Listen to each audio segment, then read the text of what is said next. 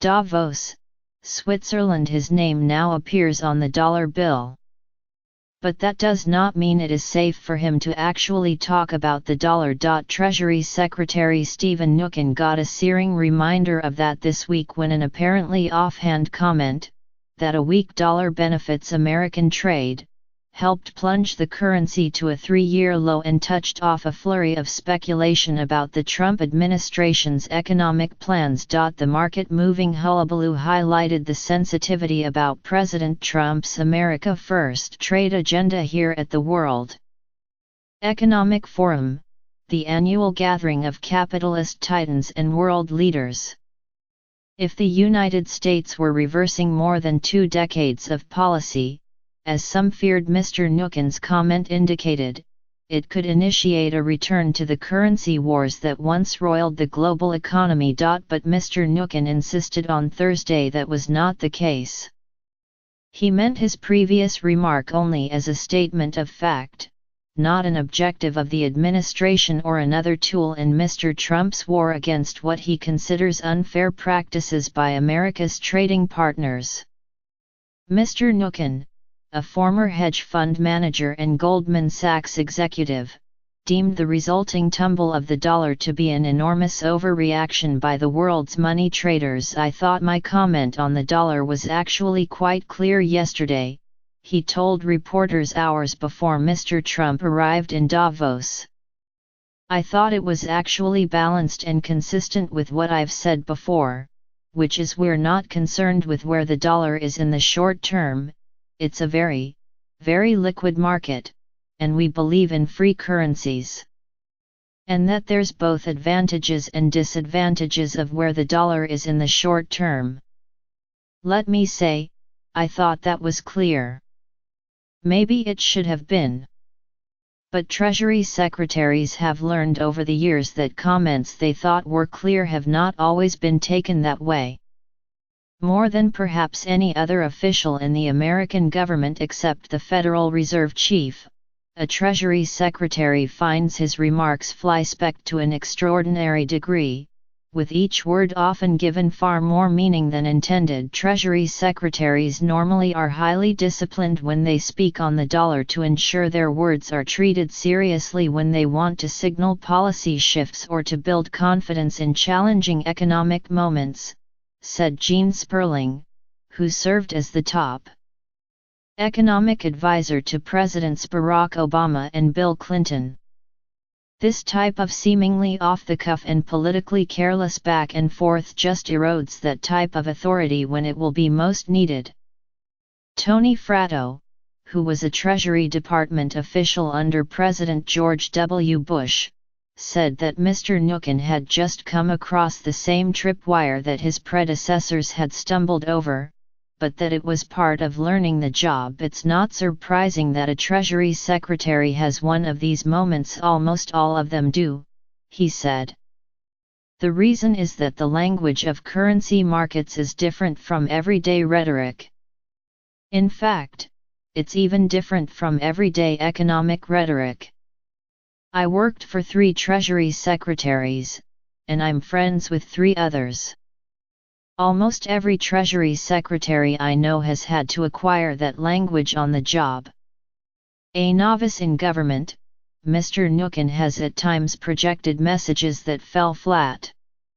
When the first new dollar bills with his signature rolled off the presses in November, he posed with his wife, Louise Linton, holding a sheet of them in photographs widely mocked on social media for seeming to project a plutocratic image.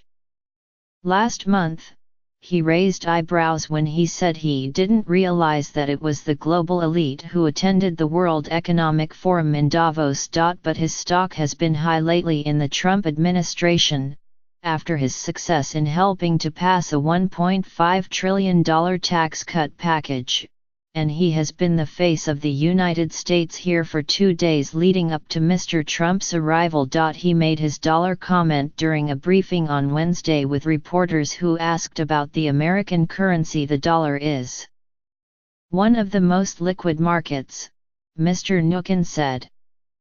Where it is in the short term is not a concern of ours at all.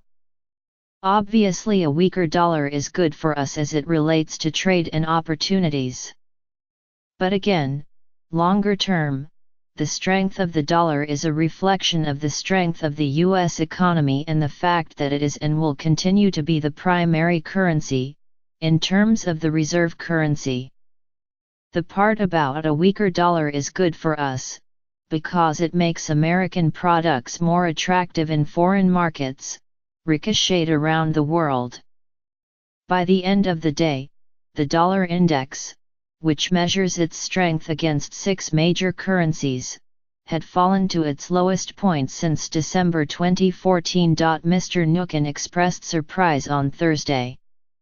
"They took part of what I said and amplified part of what I said," he told Fox Business Network.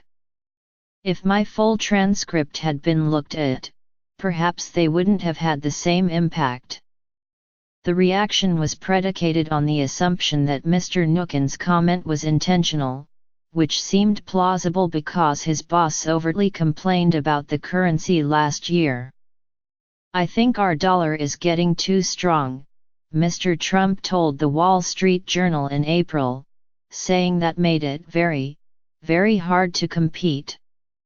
The president has since learned not to say such things. "Nobody should be talking about it," Mr. Trump told CNBC on Thursday. He added that he thought Mr. Mnuchin's comment had been taken out of context and that the dollar should reflect the economy our country is becoming so economically strong again and strong in other ways, too, by the way, that the dollar is going to get stronger and stronger, and ultimately, I want to see a strong dollar, Mr. Trump said. Mario Draghi, the president of the European Central Bank, indicated concern about Mr. Mnuchin's comment, referring reporters to a statement from the International Monetary Fund last year in which the United States and other major powers declared that we will not target our exchange rates for competitive purposes. But some of Mr. Mnuchin's counterparts reacted calmly. Asked by Bloomberg Television on Thursday whether the comment signaled the return of currency wars, Philip Hammond, Britain's Chancellor of the Exchequer, said, "Well, I hope not." But he added that if it would make Americans feel that the system is fairer to them and ease some of the pressure around the trade system, then I think that's a good thing for all of us. Mr. Mnuchin's comment set off a sharp market tumble in part because it fueled an already established weakening trend for the currency. Over the last year, the dollar has declined by more than 15% against the euro, more than 10% against the pound and roughly 4% versus the yen. That partly reflects optimism about the improvement in those economies rather than pessimism about the United States.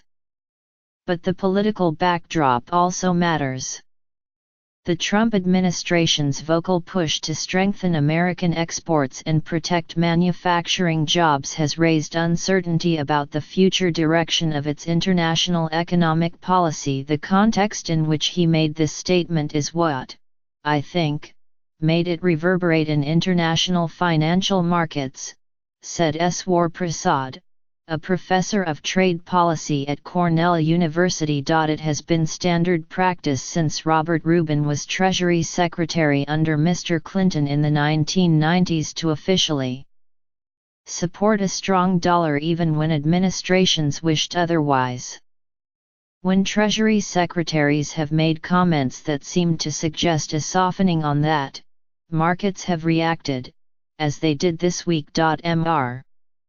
Fratto, the former Bush administration official, said that it was possible to jawbone the dollar and influence its value in either direction, but that such an effect would not last long. Ultimately, currency values reflect real economic fundamentals looking back 6 months from now, he said. Wherever the dollar settles stronger or weaker, it won't be because a Treasury secretary wished it so.